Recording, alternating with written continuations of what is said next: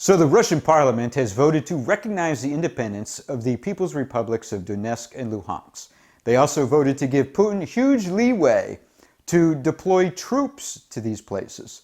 Now, Putin says he hasn't sent anyone in yet, but he says he will be sending in peacekeepers. The Biden administration, the European Union, and NATO say that Russian troops are already pouring across the border and an invasion has started. Biden, over and over again, has explicitly declared this is an invasion. He also says it will just continue to get worse until the Russians take Kiev and the entire country. Some media reports are even claiming that Biden told President Vladimir Zelensky to flee the country. I don't know if that's true or not. But we were promised by the administration and the mainstream media that there was going to be these major crippling sanctions against Russia that would be triggered as soon as any invasion starts. Well, Biden says the invasion has started and it's going to get worse, but it's not yet bad enough to trigger the major crippling sanctions. Instead, it's only bad enough to trigger lesser targeted sanctions, which I've looked at and they just don't seem that bad. Most of the stuff sounds like sanctions that are already in place. And then they're saying, well, if Russia is holding any U.S. government bonds and they want to sell them, they can't sell it in the primary market. They have to go to the secondary market and sell them at a discount. And then all 351 members of the Russian parliament who voted in favor of recognizing the independence of Donetsk and Luhansk, well, they're all sanctioned.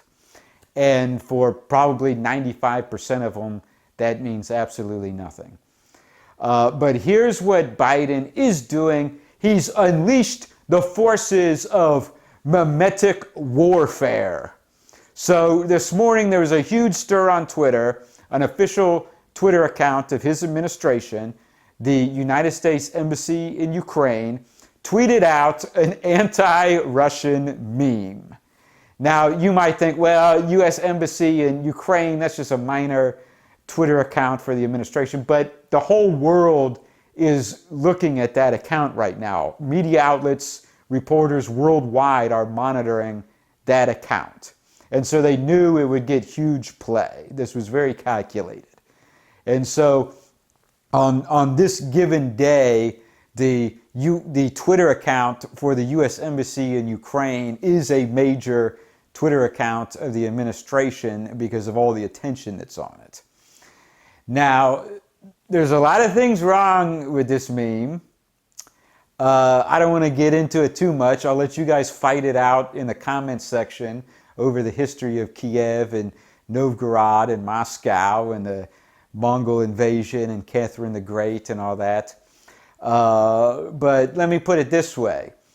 This is building on a narrative that I have already seen in the U.S. media over the past few days. So essentially they're saying that Kievan Rus was the backbone of the East Slavs, and they were the civilization builders and the champions, and they're the modern day, that's where Ukraine comes from. There's a lot of things wrong with this, but starting with the fact that the aristocracy of the Kievan Rus were Swedes who worshipped Odin and Thor. But let me put it this way. This is what the American elitists are trying to say, that the Ukrainians are like New York and Massachusetts, and the Russians are Appalachia. They're the backwater. They're West Virginia and East Tennessee and northern Alabama. Now, I can't help but notice, and some of you have probably noticed it too, this meme is taken directly from anti-Africa memes.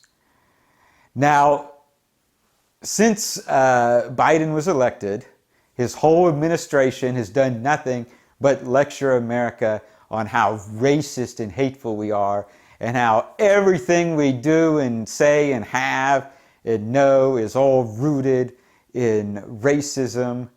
Well, here they're demonizing an entire people using what started out as a racist anti-Africa meme.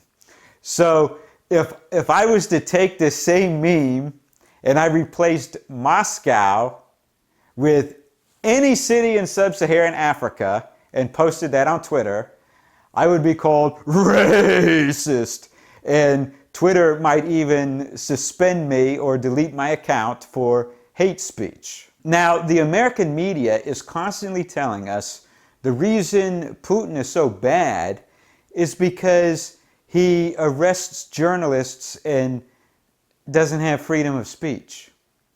Of course, the same argument can be made against Zelensky, and now certainly the same exact argument can be made against Canada, and Joe Biden has been openly supporting Trudeau's crackdown.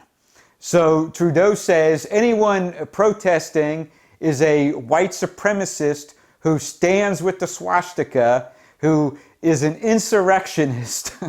I mean, this is how fragile the Canadian government must be. They can't have any criticism whatsoever.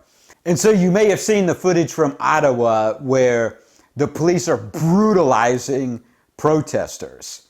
And they trample people with police horses. One of them is a 60-year-old white supremacist, neo-Nazi, Mohawk Indian woman on a mobility scooter. And they trample her with a police horse. And then the police issue a statement that she was perfectly fine and uninjured. And she was in the hospital. She was in a hospital bed being treated for her injuries while the police were falsely claiming she was uninjured. But the Biden administration is completely behind Trudeau's power grab. All right, thanks for watching this video. Click the like button, post a comment below. Subscribe to my backup channels on Odyssey and BitChute. I'll post links in the description. And click the subscribe button. New video every few days.